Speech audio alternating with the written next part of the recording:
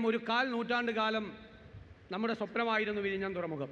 990 മുതൽ അത് കാൽ നൂറ്റാണ്ട് പൂർത്തിയാകുന്ന സമയത്ത് അത് യാഥാർത്ഥ്യമാക്കി തീർക്കാൻ മുൻകൈയെടുത്ത ഇതിൻ്റെ ശില്പി എന്ന് നമുക്ക് വിശേഷിപ്പിക്കാൻ കഴിയുന്ന മുൻ മുഖ്യമന്ത്രി ശ്രീ ഉമ്മൻചാണ്ടിയെ ഞാൻ ഈ അവസരത്തിൽ സ്നേഹപൂർവ്വം അനുസ്മരിക്കുന്നു. അദ്ദേഹത്തിൻ്റെ ഓർമ്മകൾക്ക് മുമ്പിൽ ഞാൻ ആദരവുകൾ അർപ്പിക്കുന്നു. നമുക്കറിയാം 2014 ആരംഭിച്ച ഈ പദ്ധതി നമുക്ക് 2019 ഉദ്ഘാടനം ചെയ്യപ്പെടേണ്ടതായിരുന്നു.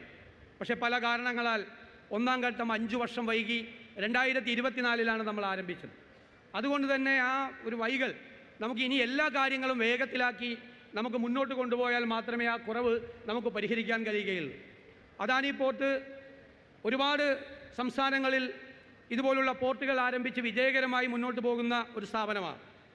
അവരുടെ വലിയ ഈ രംഗത്തുള്ള വലിയ പരിചയം നമുക്ക് മുതൽക്കൂട്ടാക്കി മാറ്റാൻ കഴിയണം. അതേ അവസരത്തിൽ തന്നെ ഗവൺമെൻറ്റിന് ചില ഒബ്ലിഗേഷൻസ് ഉണ്ട്. 2014 ഇത് ആരംഭിക്കുമ്പോൾ നമ്മുടെ ഗവൺമെൻറ്റിൻ്റെ ഒരു ഒബ്ലിഗേഷൻ ഒരുപാടെണ്ണം. ഒന്ന്, 2019 തന്നെ ഒന്നാം ഘട്ടം പൂർത്തിയാകുമ്പോൾ റോഡ് ഔട്ട്റീച്ച് നമ്മൾ പൂർത്തിയാക്കുമെന്നായിരുന്നു നമ്മൾ പറഞ്ഞിരുന്നത്. നമുക്ക് ഇതുവരെ അത് പൂർത്തിയാക്കാൻ കഴിഞ്ഞിട്ടില്ല, 11 വർഷം കഴിഞ്ഞിട്ട്.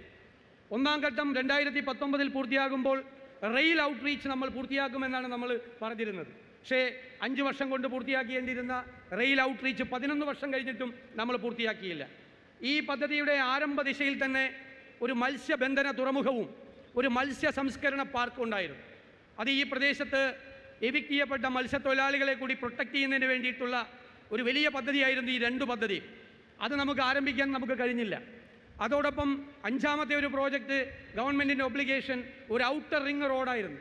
ആ ഔട്ടർ റിംഗ് റോഡ് ആരംഭിക്കാൻ നമുക്ക് കഴിഞ്ഞിട്ടില്ല. 6ാമതായി ഗവൺമെൻറ് മുന്നോട്ട് വെച്ച ഒരാശയം ഗ്രോത്ത് കോറിഡോറായിരുന്നു. കൂടുതൽ സ്ഥലം അക്വയർ ചെയ്തുകൊണ്ട് ഇതിൻ്റെ വികസനം നമ്മൾ വ്യാപിപ്പിക്കണം. ഈ വിഴിഞ്ഞം തുറമുഖം കേരളത്തിൻ്റെ വികസനത്തിൻ്റെ നാഴികക്കല്ലാക്കി മാറ്റി അത് ദക്ഷിണ കേരളത്തിൻ്റെ അല്ലെങ്കിൽ കേരളത്തിൻ്റെ തന്നെ വികസനത്തിനാക്കി അതിനെ മാറ്റണം.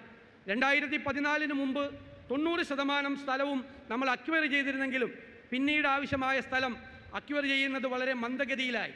അപ്പോൾ എവിടെയാണ് നമുക്ക് കുറവ് സംഭവിച്ചത് എന്ന് നമ്മൾ മനസ്സിലാക്കി അതുകൂടി നമ്മൾ പരിഹരിച്ച് നമ്മൾ മുന്നോട്ട് പോയാൽ 3-4 വർഷത്തിനകം നമ്മൾ ആഗ്രഹിച്ചതുപോലെ വിഴിഞ്ഞം തുറമുഖം നമ്മുടെ മാരിടൈം ഹിസ്റ്ററിയിൽ നമ്മൾ പരിശോധിച്ചാൽ നമുക്കറിയാം എല്ലാ രാജ്യങ്ങളും മുൻപന്തിയിലെത്തിയിട്ടുള്ളത് ആ മാരിടൈം ഫീൽഡിൽ അവരുണ്ടാക്കിയ വിജയമാണ് ഓരോ രാജ്യത്തിൻ്റെയും വികസന ചരിത്രത്തിൽ നിർണായകമായ മാറ്റങ്ങൾ ഉണ്ടാക്കിയിട്ടുള്ളത്.